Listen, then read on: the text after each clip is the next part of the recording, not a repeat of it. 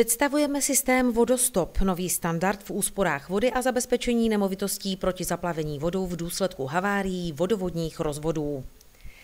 Elektronický bezpečnostní systém Vodostop se skládá ze 3 částí: z řídící jednotky, elektromagnetického uzavíracího ventilu a průtokoměru s generátorem impulsů. Uzavírací ventil a průtokoměr se instalují co nejblíže k hlavnímu uzávěru vody. Řídící jednotku je možné instalovat dle dispozic objektu a požadavku uživatele. Všechny komponenty systému Vodostop jsou s řídící jednotkou propojeny instalačními kabely. Řídící jednotka systému Vodostop disponuje několika funkcemi. Funkce 1 hlídá nepřerušené množství protečené vody od počátku odběru v nastavitelných limitech od 50 do 450 litrů. Funkce 2 monitoruje rychlost průtoku vody vodovodním rozvodem v nastavitelných limitech od 500 do 4500 litrů za hodinu. Funkce 3 vyhodnocuje trvalý, nepřerušený nízký odběr vody, způsobený například protékajícími toaletami, netěsnostmi baterií či přívodních hadiček spotřebičů. Nastavitelné limity ochrany jsou od 10 do 90 litrů za 3 hodiny. Funkce Reset slouží k znovu otevření elektromagnetického uzavíracího ventilu, případně zrušení aktivované funkce blokování. Funkce blokování umožní dočasné vyřazení systému Vodostop z provozu. Uživateli je tak umožněna činnost spojená s vyšší spotřebou vody nad rámec nastavitelných limitů, jako je například napouštění zahradního bazénu a podobně. Červené kontrolky pod funkcemi F1, F2 a F3 signalizují blikáním příčinu uzavření přívodu vody do objektu. Pozor, svítí-li červeně některá z kontrolek, je příslušná funkce vyřazena z provozu. Při aktivaci funkce blokování svítí všechny 3 kontrolky červeně, nebo nastavením jednotlivých funkcí F1, F2 nebo F3 na pozici 0. Žlutá kontrolka signalizuje průtok vody systémem. Jedno bliknutí znamená 1 protečený litr vody systémem. Blikající zelená kontrolka informuje uživatele o aktivním režimu systému Vodostop. V druhé části představení systému Vodostop se dozvíte, jak jednotlivé funkce systému Vodostop pracují v reálných situacích. Blikající zelená kontrolka signalizuje pohotovostní režim systému Vodostop. Funkce F1. Na pozici 0 je tato funkce vyřazena z provozu. Červená kontrolka pod ní svítí, ale pozor, nebliká. Pozice 1 představuje limit 50 litrů vody pro nepřerušený odběr vody od počátku odběru. Při nespotřebování tohoto limitu, a tedy přerušení odběru vody, máte pro nový odběr nový limit 50 litrů vody při nastavení funkce F1 na pozici 1.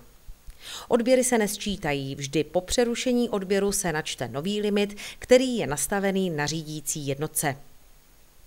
Pozice 2 až 9 představují přímo úměrně zvýšený limit pro nepřerušený odběr vody od 50 do 450 litrů. Funkce F1 nedovolí vypustit souvisle bez přerušení vyšší objem vody, než je na F1 aktuálně nastaveno. Funkce F2. Na pozici 0 je funkce F2 vyřazena z provozu. Červená kontrolka pod ní svítí, ale pozor, nebliká. Pozice 1 hlídá povolenou maximální rychlost proudění vody vodovodním rozvodem v řádu 500 litrů za 1 hodinu.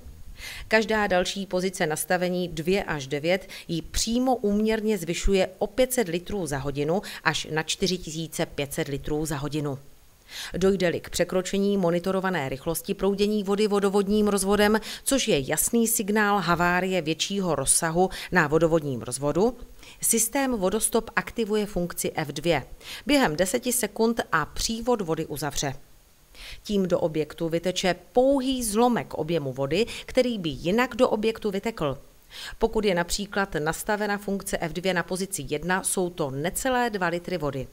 Jistě si dokážete představit rozdíl mezi 2 litry a 5000 litry vody, které by do objektu vytekly například během doby, kterou trávíte v práci. Postup k otevření elektromagnetického ventilu je po odstranění příčiny uzavření přívodu vody stejný jako u funkce F1 použitím tlačítka Reset. Funkce F3. Na pozici 0 je funkce F3 vyřazena z provozu. Červená kontrolka pod ní svítí, ale pozor, nebliká. Pozice 1 představuje hlídanou rychlost průtoku vody vodovodním rozvodem 10 litrů za 3 hodiny. Každá další pozice 2 až 9 přímo úměrně zvyšuje monitorovanou rychlost průtoku o 10 litrů za 3 hodiny. Nastavíte-li tedy u funkce F3 pozici 9, bude činit limit rychlosti průtoku vody 90 litrů za 3 hodiny. Dojde-li k překročení rychlosti průtoku, než je uživatelem na řídící jednotce nastaveno a tento téměř nepostřehnutelný únik vody trvá 3 hodiny, systém Vodostop aktivuje funkci F3 a uzavře přívod vody do chráněného objektu a červená kontrolka pod funkcí F3 začne blikat. Funkce F3 zamezí téměř nepozorovatelným únikům vody, jako jsou protékající toalety a jiné netěsnosti na celém vodovodním rozvodu a k němu připojených spotřebičů a zařízení.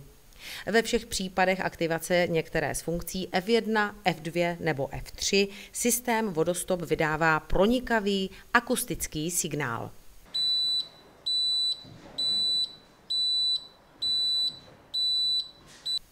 Funkci blokování systému Vodostop využijete pro činnosti spojené s vyšší náročností na spotřebu vody nad rámec maximálních limitů systému Vodostop, jako je například zalévání zahrad, napouštění bazénu a podobně. Stisk tlačítka blokování je akusticky potvrzen a vyřadí z činnosti systém Vodostop na 6 hodin. Každý další stisk tlačítka blokování prodlouží tento interval o dalších 6 hodin, maximálně však na 24 hodin. Po uplynutí zvoleného časového intervalu se funkce blokování automaticky deaktivuje a systém Vodostop je v pohotovostním režimu jako před použitím funkce blokování. Aktivní funkci blokování lze předčasně zrušit stiskem tlačítka Reset. Pokud je funkce blokování aktivní, všechny 3 červené kontrolky svítí, ale pozor, neblikají. Systém Vodostop pracuje samočinně, neomezuje vás v běžném užívání vody a přesto neustále hlídá za vás. Systém Vodostop ušijeme na míru vašim potřebám.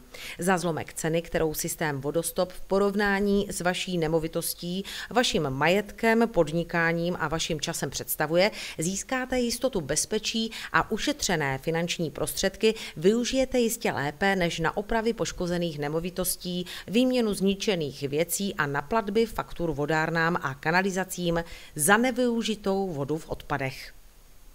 Prevence se vždy vyplatí. Vodostop, vaše cesta k úsporám.